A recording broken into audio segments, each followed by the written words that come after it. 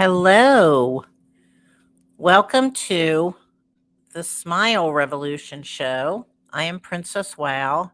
This is my little friend. I have all these little fun friends who came into my life over the years. And we raise awareness to the healing power of a genuine smile. And this is a nice little plate I have. Thanks, Laura. And so let's see. Um, Today, I have a really exciting guest, Willie Nile. I'll tell you a little bit about him. If you don't know who he is, he's an amazing guy and an amazing performer and singer-songwriter. And I'll be giving you his bio in a little bit. But first, actually, I am an entertainer of one-woman shows, singer-songwriter. I make hats, hat designer for many years. What else do I do? I used to have a radio show, the Smile Revolution radio show. And many years ago, and I interviewed Pete Seeger, Richie Havens. Oh, you're welcome. Yeah, thank you. And many other authors and musicians. Well, how did I get? Okay, so and then I started doing the show. A variety show in the pandemic to help people smile, and then got back into interviews. If this is your first time watching, I never know who's watching. So how did I get into the rarefied music world? People wonder. So I'll tell you really quick. I'm not going to go into a long spiel about it, but years ago, I was always singing every day my whole life, and I always loved music. And then years ago, I was hanging out with my childhood friend Denise Rubin Carter, who is married to Clifford Carter, who was the keyboard player for James Taylor for 15 years and many other people. And I don't know, and I was just hanging out with them. It's just like I felt like maybe I need to marry a musician. I don't know. I just felt like this strong connection with him, and just I don't know. I just felt like musicians are like different than other people, and I just really felt like he could really relate to me. So I decided that where would I meet a musician? Well, actually, I was like, well, Woodstock.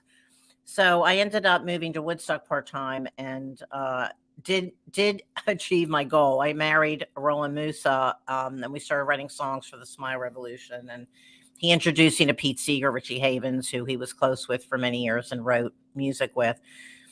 And Richie actually recorded one of his songs. So anyway, the point is we're not married now, but we're still writing songs and collaborating together and still really good friends. So that's my short version of how I got into the rarefied music world. And I met Willie. Well, I talk about I talk about it in a little bit. This is a pre-recorded interview.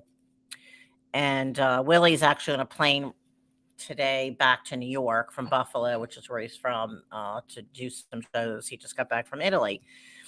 So, okay, let's see. I have here, when this Smile Revolution started, the last time I saw my dead conscious, he gave me a big grin, and we had a difficult relationship, and that changed my life for the better.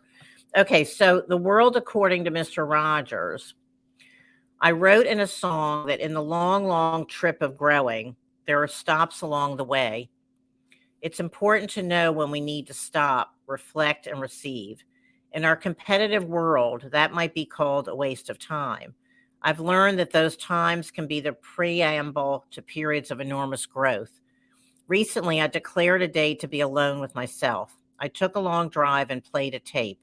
When I got to the mountains, I read and prayed and listened and slept. In fact, I can't remember having a calmer sleep in a long, long time. The next day, I went back to work and did more than I usually get done in 3 days. And then 365 ways to give thanks, one for every day of the year, Brenda Shoshana. On the weekend, each day there's a different one. On the weekend, call up a person whom you know is alone just to see how that person is doing. The weekends are hard for those who are alone. This is the time when I can testify. This is the time when others are together and when the person who is alone has time to be aware of his or her life situation. For many, it is difficult to reach out and make friends. It's also difficult to ask for companionship. A call to someone just to say you're aware of that individual and care can make an entire day much brighter. Your call will make him or her feel less alone. It may also help that person reach out to others or take other positive steps. Yeah, I'm solo here, divorced, solo with my kitty cat Tigger. And I have dolls. I have my dolls from my own likeness. If you haven't seen her before, she's very cute. And I have two others. There's one more. And I'm going to go into my interview shortly, any minute. Okay, so here's just my latest doll. And I got one in the back there. There she is with my auburn hair. Okay, so Willie Nile. Okay, I'm going to give you a little bit of his bio. The New York Times called Buffalo, New York born Willie Nile one of the most gifted singer songwriters to emerge from the New York scene in years. Uncut Magazine called him a one-man clash. His album Streets of New York was hailed as a platter for the ages by Uncut. Rolling Stone listed The Innocent Ones as one of the top 10 best under-the-radar albums of 2011, and BBC Radio called it the rock and roll album of the year. His single from that album, One Guitar, I love that song, was a top pick of the week in USA Today. Bono, Bruce Springsteen, Pete Townshend, Lou Reed, Lucinda Williams, Jim Jarmusch, Little Steven are among those who have sung his praises. Well, it goes on and on and on. But anyway, you're going to hear all about him. Now, I'm going to go off and do this interview. Okay. Okay. Hi, Willie. Hello, Princess Wow. How you doing? I'm better now seeing you. It's good to see you as well. Yeah, it's like I have to say, it's so inspiring to hear all about your life story. When I just listened to that podcast with what's Bob Lofsetz. Yeah, if anybody wants to hear more stories, go to the podcast. Right, Bob Lofsetz, Lefsetz. He's got a Right. it's got a great podcast. He's quite the cultural writer, and he's up on the ramparts looking out for everybody. It's pretty cool. Yeah, I never knew about him until now. So anyway, I learned so much about you, and I'm telling you, I'm just so happy I heard it before this interview. So I heard all your story. You have amazing stories, and we met right before the pandemic. You and I, January 2020, at the Iridian. Oh, yeah. It was the 60th anniversary of the legendary club Folk City. Yes, right, that's with Bob Porco and Richard Barone, who's a dear friend of mine. Yep. And I'd heard of you for years, and Willie, I never saw you perform live. Oh. And it was my first time with experiencing you live. Yeah. And I was completely blown away. I mean, your performances are so powerful and just so uplifting, and I just was so moved. That's why I had to meet you after. That's sweet of you to say. Thank you. It really, and I know everybody tells you that, but I had to. That was my. I mean, it was. I love what I do. I wouldn't do. I believe in what I'm doing. The music inspires me. Yeah. It comes from a real place, and if it wasn't real and meaningful to me, I wouldn't waste anybody's time or mine. So it does mean something to me when I play. Every single song, and my band is the same way. They deliver on every song. So I love what I do. I'm fortunate to get to do it. And I don't take it for granted. That's for sure. Yeah, and you feel it when you're experiencing your show. The audience feels it. That's good. That's good. Yeah, so I was really grateful. And then, of course, Roland, the connection with Roland, my husband. Yeah. Who you were so happy to hear. Roland's still around. He's still here. I'm happy to hear that. Yes. Please give him my love and regards. Yeah, I will. Yeah. So anyway, so you have a new album. Well, your newest album came out last fall, the Day the Earth Stood Still? The Day the Earth Stood Still came out last year. It was I think it was, I forget what was October. I thought it said October. I don't know. Well, no. I put out a single, Wake Up America. I put that out in the fall. Oh, okay. That was what came out in the fall. Okay. 2022. Before that, I put an album out called The Day the Earth Stood Still. Okay. which was that song was about the lockdown in New York City. That's what I thought. Right. Like a ghost town. It was unbelievable. I mean, if you'd have told me that New York City was going to be a ghost town, I would have thought you were smoking crack or just out of your mind. But indeed, it was. You step out for a walk, nobody, and thinking all these people behind all these walls and buildings. It was fascinating. You could have laid down on 6th Avenue. I stood in the middle of Varick, right near the Holland Tunnel during rush hour on Friday night, 6 o'clock. I mean, you can go and take 40 minutes to go 3 blocks on a rush hour on Friday night. It's busy every Friday. And this was May of 2020. And I came out of my storage space there. And I stood in the middle of the street. I looked uptown, not one car, none, not one or person. I looked downtown, not one car or person in sight. And I just thought, oh, The Day the Earth Stood Still. Yeah. Great old classic sci-fi film. Right. I wrote that song about it. But yeah, that was my most recent full-on studio album was The Day the Earth Stood Still. And you wrote the whole album during the pandemic? Yeah, pretty much. Yeah. Yeah. It's I put 2 albums out during the pandemic. I put New York at Night, which we started. We were just finishing recording it when COVID hit. New York at Night, that album, and I mixed it and mastered it during COVID. Oh, I love that album. Oh, it's so great. Thank you. I was playing that on my show. Thank you. New York at Night. So during COVID, I put 2 albums out. I put New York at Night in 2020, and then 2021, I put out The Day the Earth Stood Still. And, okay. I'm proud of them. I really am. That's great. Happy with how they came out. Okay, so I hear there's a documentary about you coming out this year. Well, I'm not sure when it's coming out. We'll hope to finish it this year. Hope to finich it this year. Okay. Finish it this year, yeah. There's a fellow from Vienna, Austria, came to meet me a few years back, and I didn't know who he was, and I've spent 50 years trying to have a certain standard of quality, and I didn't know who the guy was. I went and met him to say, well, no, thank you. I appreciate your. Right, yeah. But talking to him for a couple hours, I realized that he was brilliant. And I thought, well, maybe I'm wrong about this guy. Maybe. And so we've been filming on and off the last few years in Italy, the UK, BBC, New York City, different places around the Northeast. And it's coming along good. It could be something. We'll see. That's great. That's really great. Yeah. That's exciting. Yeah. And well, there's so much to talk about. Like we could talk for hours, but you're going to be actually this week at the Falcon. Yes. Saturday night in Marlboro on Saturday night in Marlboro. I'll do a solo show telling stories and doing some rocking and rolling and all kinds of music and stories. I love playing there. It's a great venue. It is a great place, but it is all booked up. If you could stand at this point, you can stand in the bar if anybody wants to come. It's like. Well, come if you come out. I mean, you never know. People say they're coming, they don't come. So Right, yeah, come because you might be able to get a table, right? Because there is a bar area you can stand, or like there is a bar area if there's no tables left. I don't know. That's what I was told. That Don't know. I mean, I would if anybody's interested. Still come. Call the venue and see if you can get in because it's gonna be fun. I love the last time I played there. It's a great place for storytelling. They've got a beautiful Davy Grant piano. I play the guitar. And they do. I can't wait. I know. I'm so excited. They do a great job there. It's a great venue. Yeah.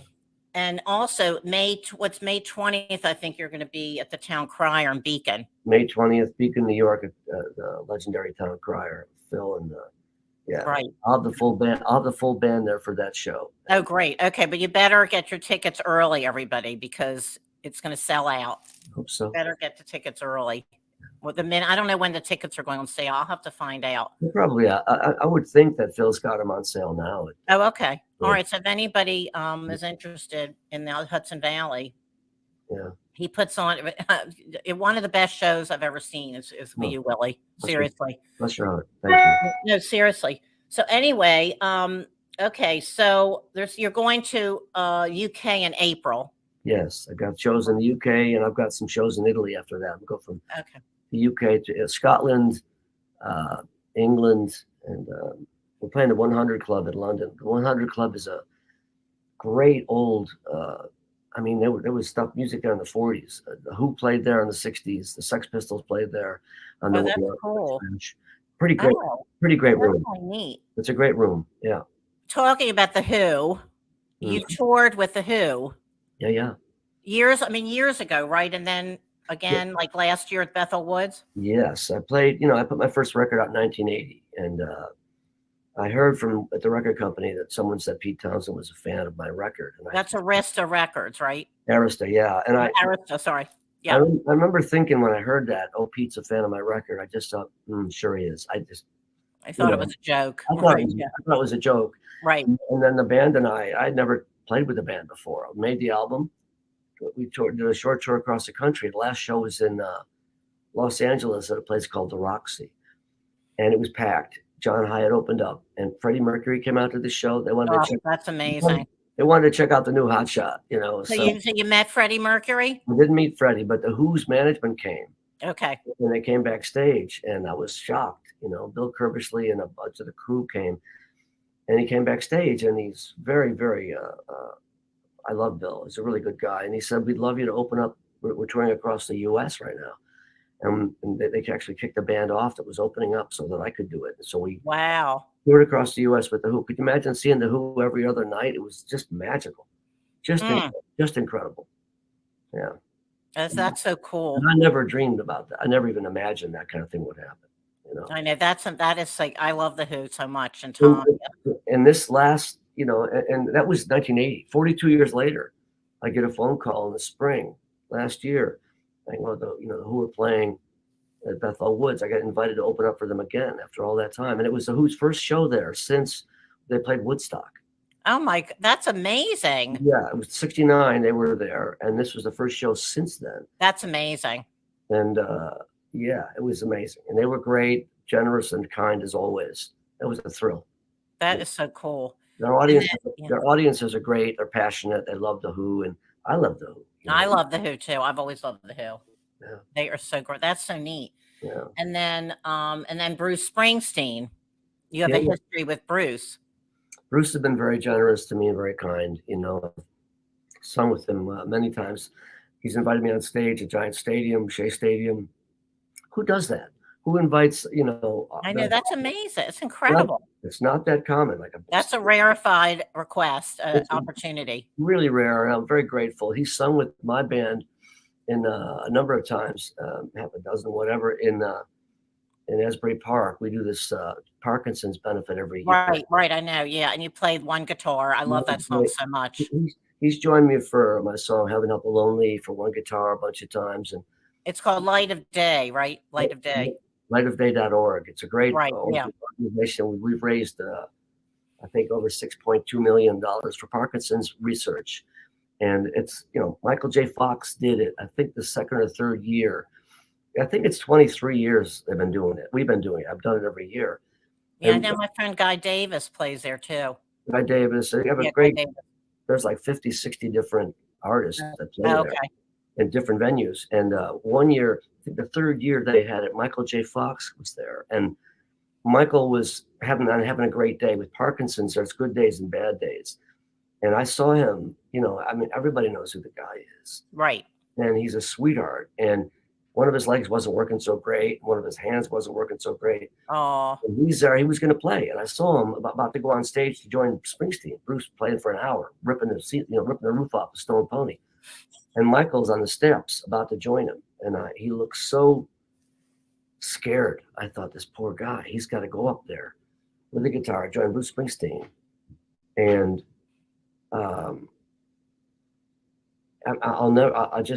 his courage really blew me away.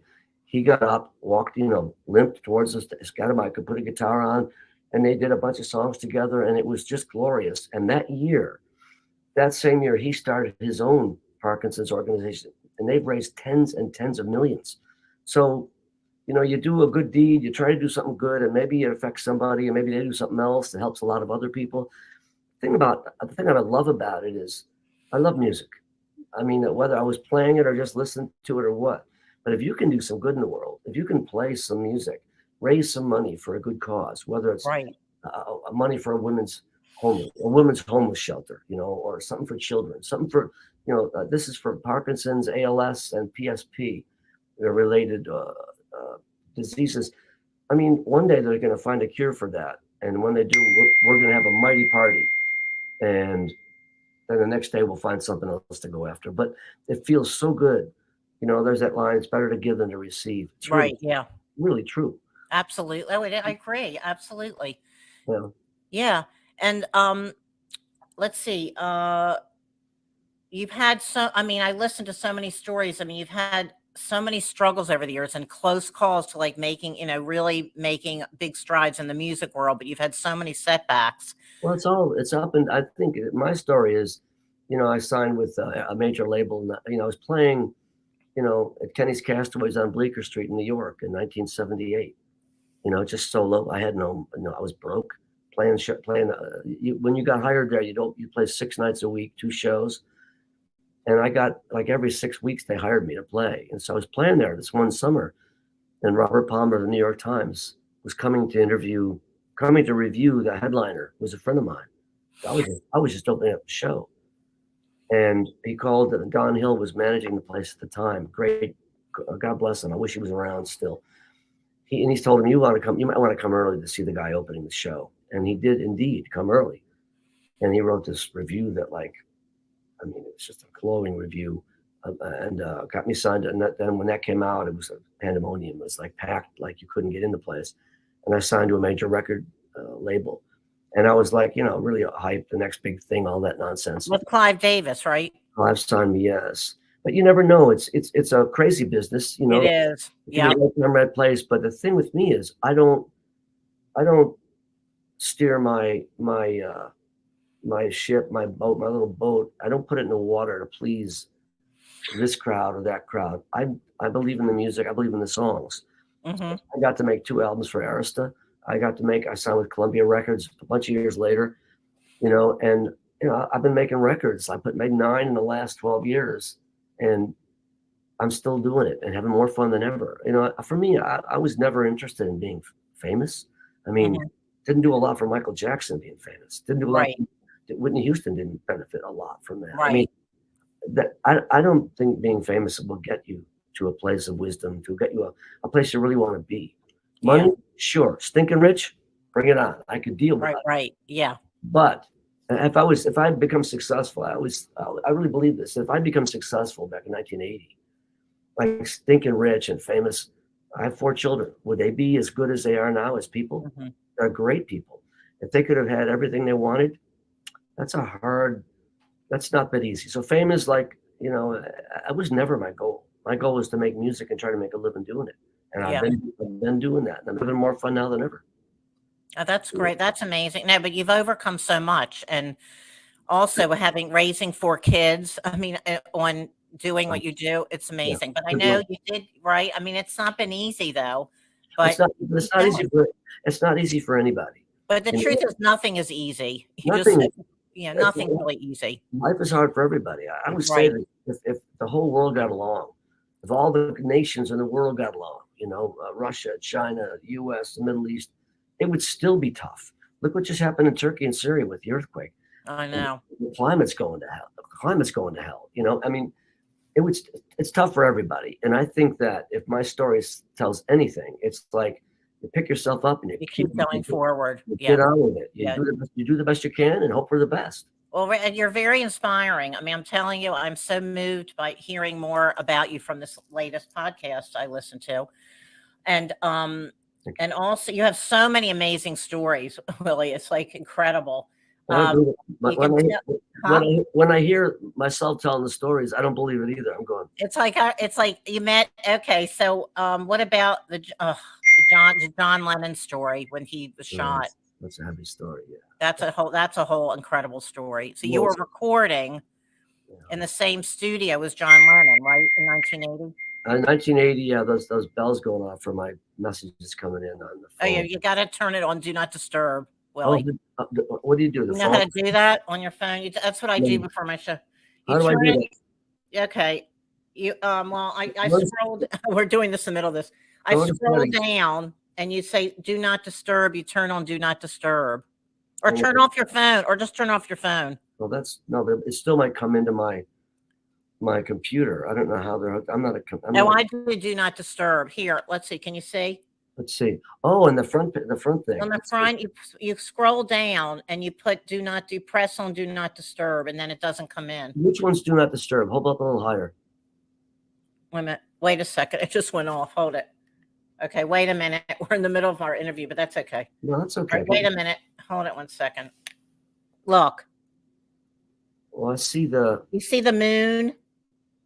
The half moon? Oh, yeah. Focus. Okay. Press on that. Who knew? It's good for you to learn that because I have to use it all the time. Thank you. So now you know that's an important thing to learn. Okay. Thank you for good. There you go. That was yeah. Okay, good. Okay, so all right, so let's hear the story from my audience about John Lennon when you were recording in 1980. I was in a recording studio in New York at the record plant in 1980, making my second album. And John and Yoko, I was in Studio A, one of the two big rooms downstairs. And John and Yoko were in the mix room up on the 10th floor. He was producing her song Walking on Thin Ice, which is a great recording. And he was so excited about it. I mean, the backstory I know from the bodyguard that was hired to guard him that week. We're talking the first week of December 1980. Right. And we started on a Friday night. John and Yoko were there since Monday. And my co-producer, Tom Panunzio, great guy, knew John, worked with him. And he said, when do you want to meet him? And I said, well, how about Tuesday? Because we had, I had a full band in. It was expensive. We had work to do. And I thought, well, let's Tuesday night, maybe we'll play him something. Who knows, So that was Friday night. Sunday night, we're in the studio, our second night there, third night. And the phone rings at midnight. And it's John's assistant, John Lennon's assistant. John's out of guitar strings. Anybody have any guitar strings? And so we're thinking, guitar strings. So John needs, so we all jumped Wow. on. I put a packet of strings together, and so I was going to put a note to John. Thanks for the music. I love you, Willie. But I thought, right. I'll tell him in person when I see him. Yeah. And so we sent the strings up at midnight. So the next day, they're still going off. The next day, the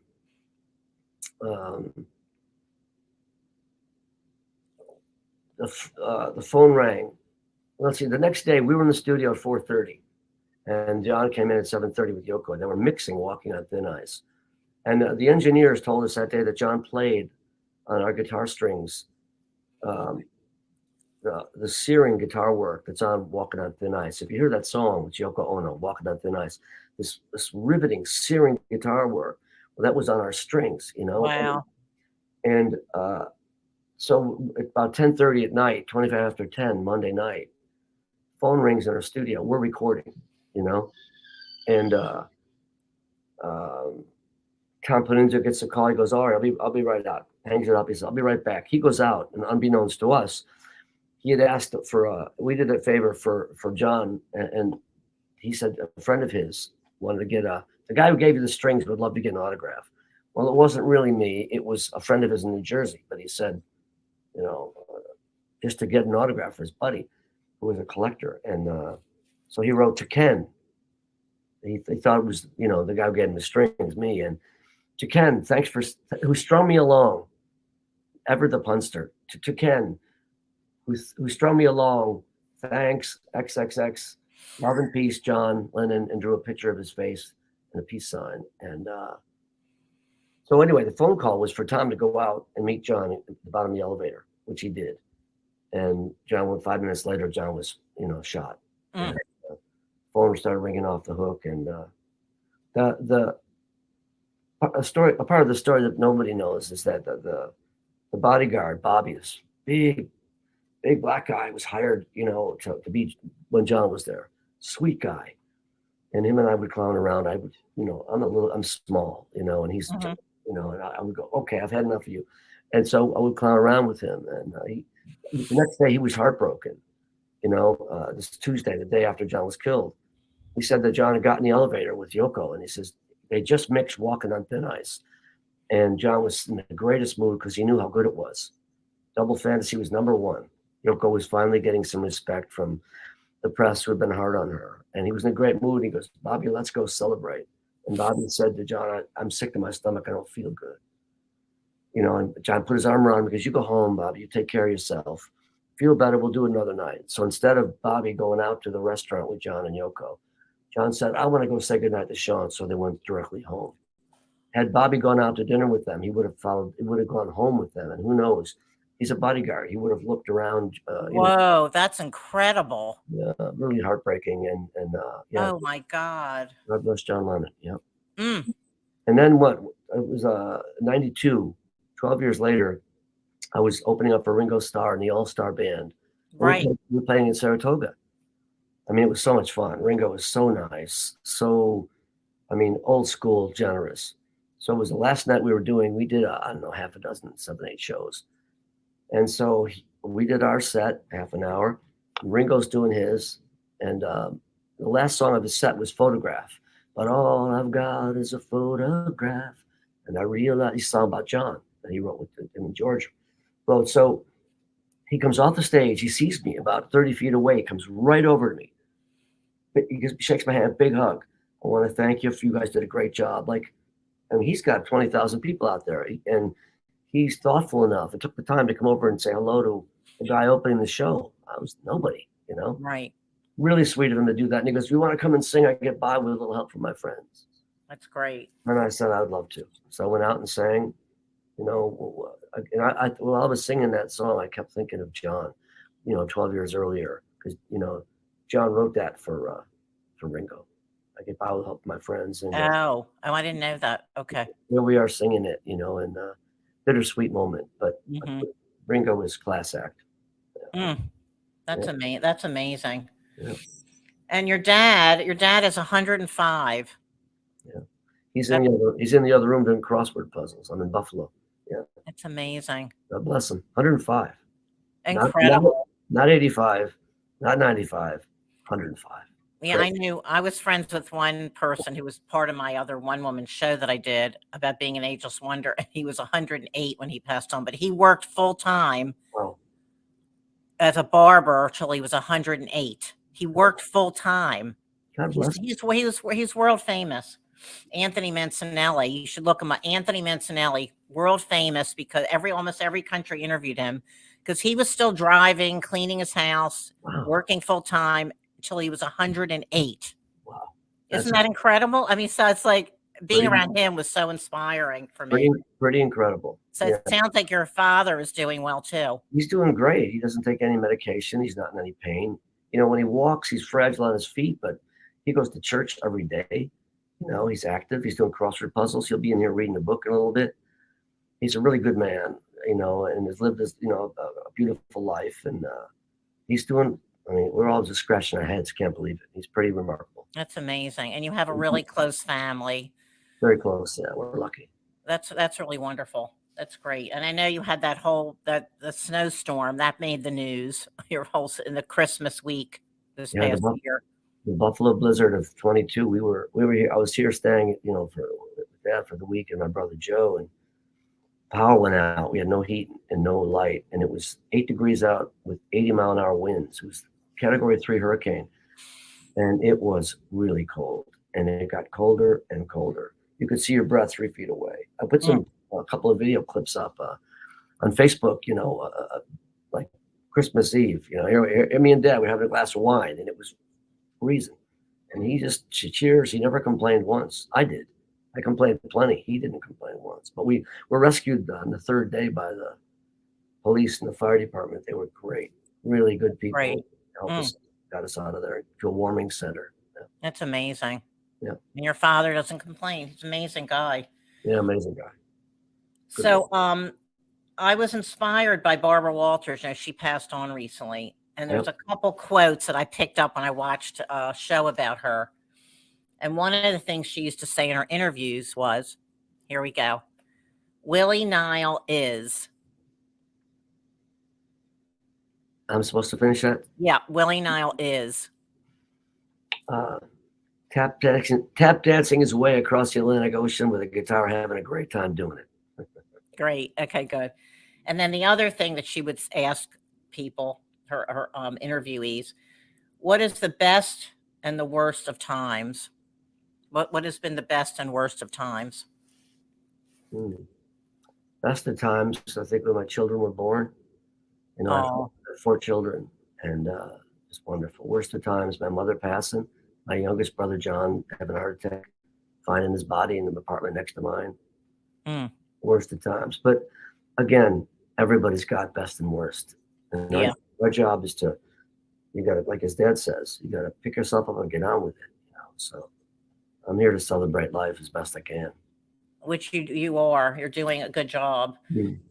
And let's see what else. So you did for a microphone just dropped. Okay. So for 12 years you worked at Showtime. Yeah, TV networks. Yeah, it was really interesting. I had ran out of money, and my guitar player at the time. Sorry about that. My guitar player at the time said, "Oh, you get a job proofreading. It's easy." And I went, "Oh, geez, I got a philosophy degree, but it's pretty useless." And as far as getting work, and it was not useless. I mean, I benefited a lot from it, but as far as getting a job that pays, not a big help. And I worked there for 12 years, really good as a proofreader. I ran my little record company out of there, and I didn't run it out of there, but I would, in between work, I would be writing songs and being a musician and songwriter. And they let you go on tour. They were really great. Yeah, I got unpaid leave. I could go to Europe from time to time to tour, and they were great.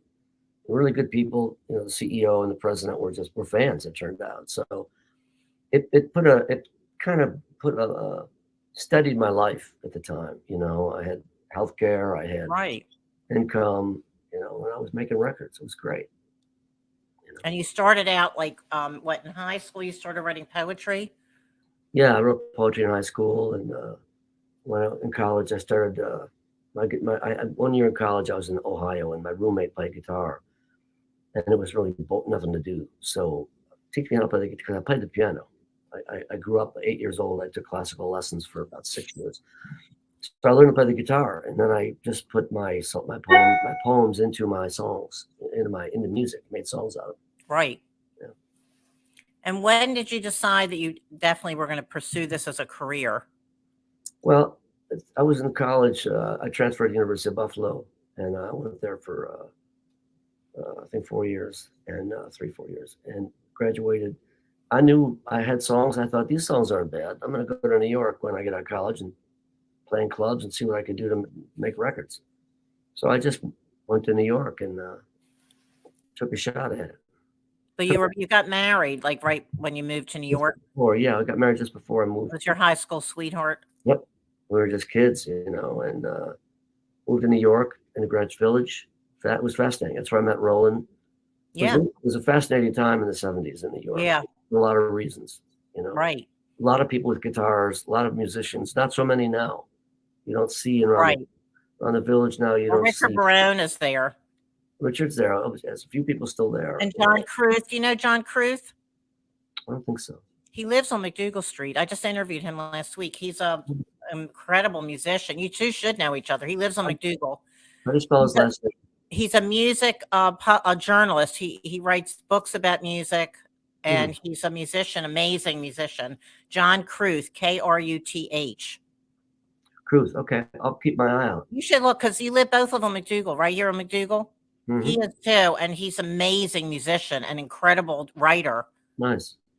Yeah, and he just wrote about Pink Floyd's 50th anniversary. Yeah, he's an amazing guy.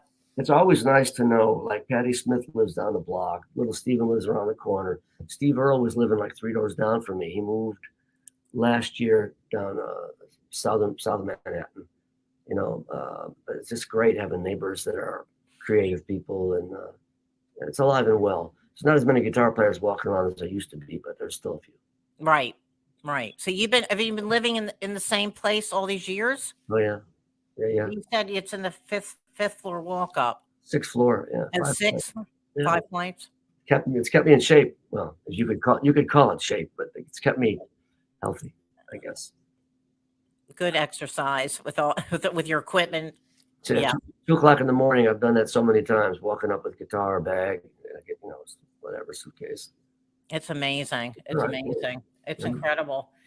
And so let's see what else is. Okay, I have my notes here. Documentary. I don't know what is there anything else that you want to talk about? Let me just say that, people be mindful of the climate going downhill. Do what you can to help the environment. On Saturday night, we're playing at the Falcon in Marlboro, and call the venue, see if I'll still be able to get in, because it's going to be fun. I'll tell stories, sing songs, jump off a few tables, the usual crowd surfing. But Are you going to you'll be doing ballads, but then some of your music I know is like ballads, and then some is like really rocking. So I'll do all of the above. It'll be a mixture, right? Because it'll be like dancing, like dance. It'll be interesting. It'll be, I guarantee, fun. If people don't have a good time, they money back. Actually, there's no, you just don't. It's donation. It's donation only there. Yeah. No, I guarantee a good time. It's going to be fun. Oh my God, it's one of the best shows I've seen. I mean, it's going to be fun. And what is it, May 20th? I'll be at the Town Crier. At the Town Crier. Yeah, in Beacon, New York, with the full band. So I guess that's it. Just people be good to each other, and support live music when you can, and keep picking yourself up when you get knocked down. Yeah, that's what you have to do. Now, I just want to ask you another really quick question about the pandemic. Now, how did you cope during the pandemic? What were you let me know, what was it like for you in the pandemic? Well, for the first 6 months, my girlfriend was living in Italy. We were separated for 6 months. It was a half a year, and with no idea when borders would open. Right. And I never cook. I don't boil water. I never did any of that stuff. I'm Mr. Takeout. Okay. Well, with the pandemic, I started cooking. I cook all the time now. I can whack something up in 20 minutes. And so I did that. A lot of alone time, a lot of roof time. At 7:00, I really loved that people would go up on the roofs and applaud. Right. Frontline workers. That was so inspiring to me. I thought that was just beautiful. In the village, all these rooftops. There was like a rooftop culture. You'd see people, you'd wave, a couple of roofs over. This one guy had a martini every night. How you doing? Somebody else doing yogas. And I like that, the camaraderie of human need. And but I kept writing songs. I made 2 albums during it, and after 6 months, I went to Scotland, to Edinburgh. A good friend of my girlfriend and I, we went there. We both got in that country, and then we went into.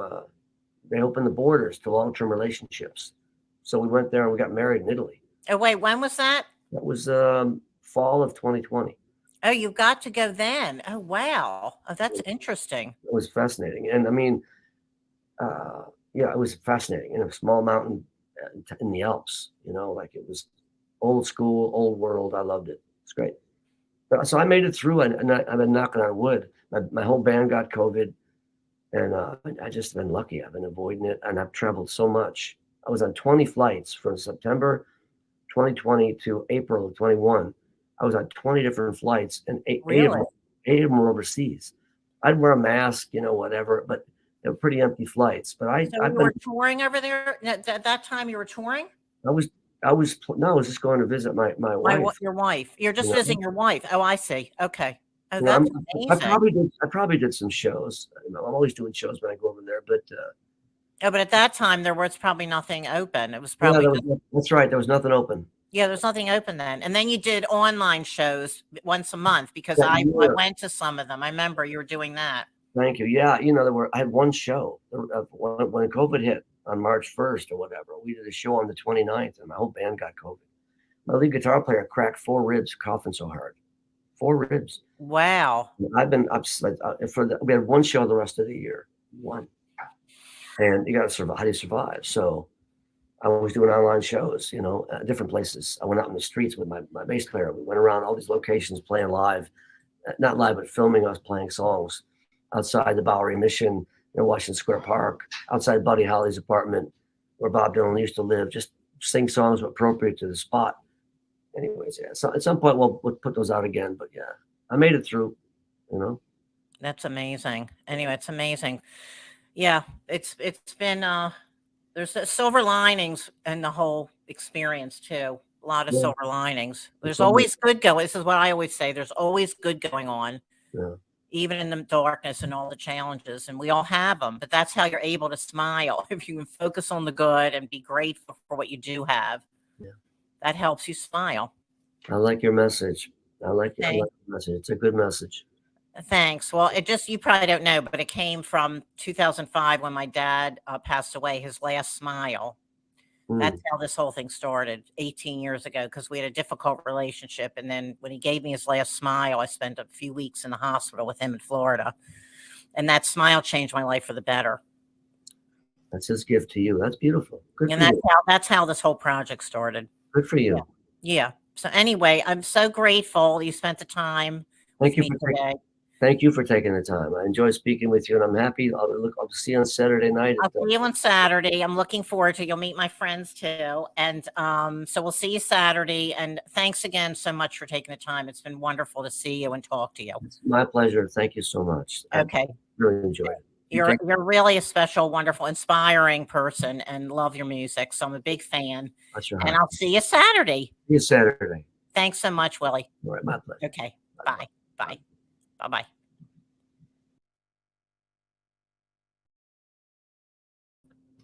Anyway, I hope you all enjoyed that.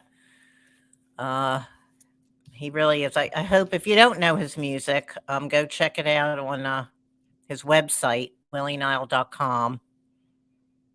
Yeah, I know. He's an aspiring person and incredible man, and I'm just so grateful that he was able to be on my show. And so anyway, Willie Nile, he's got a great website, and there's a song right at the beginning, Wake Up America, which is incredible. You can go listen to it right now if you want. So anyway, thanks so much for joining, either live on replay. It's always appreciated when people can join live. And next week, I don't know, it's a surprise. We'll see what happens next week, next Thursday at 8. Okay, so lots of love, and have a good rest of your night and week, and I will see you soon. Much love. Night. Okay, liked it. Okay, good. Okay, great. Okay. Keep smiling and keep sweet. Join the smile revolution.